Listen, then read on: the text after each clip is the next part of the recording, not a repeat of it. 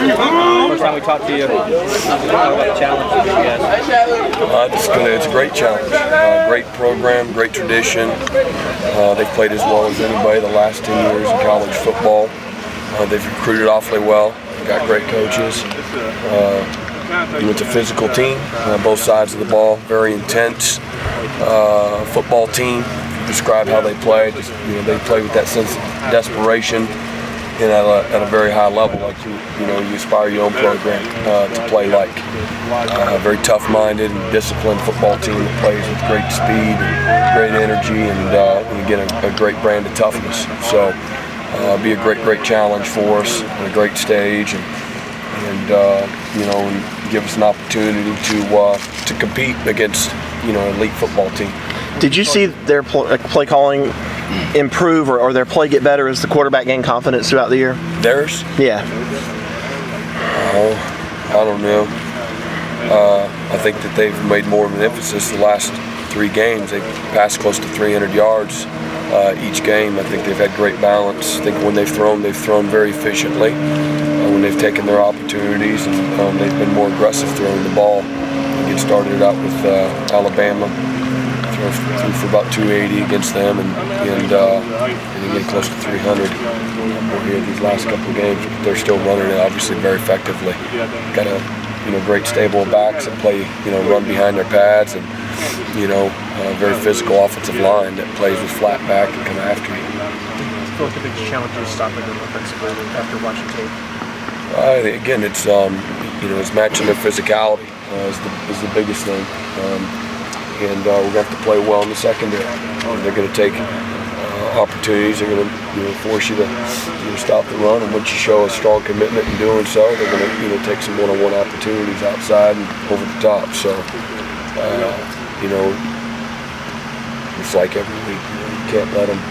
If they win at the line of scrimmage, it's going to be a long night. So that's going to be the biggest challenge that we're able to again match that physicality and keep them off balance. They're going to run the football because they're very persistent about it, and we just can't allow them to get in rhythm doing it. Have you taken more of a hand in coaching in the secondary with Coach Harbison gone? Obviously I've got to be more active that way, and making sure that we're getting what we want there. It's been a teamwork-like effort, with Mance and Wesley, and Coach Goodwin. Those guys are doing a great job too. So it's like a collective effort, like it is every week. It's a staff deal, and everybody being on the same page. We're not reinventing the wheel, reinventing ourselves and what we're doing. Just making sure that we're got a good understanding, and we're trying to be precise in what we're doing. As along the way, you're getting better fundamentally. It's a great opportunity, these extra practices, to try to improve that way and get back to some of the basics. What does a guy like Stefan need to do to kind of get back in the groove of things? I don't believe he played any defensive snaps with South Carolina. That wasn't a reflection of what he was.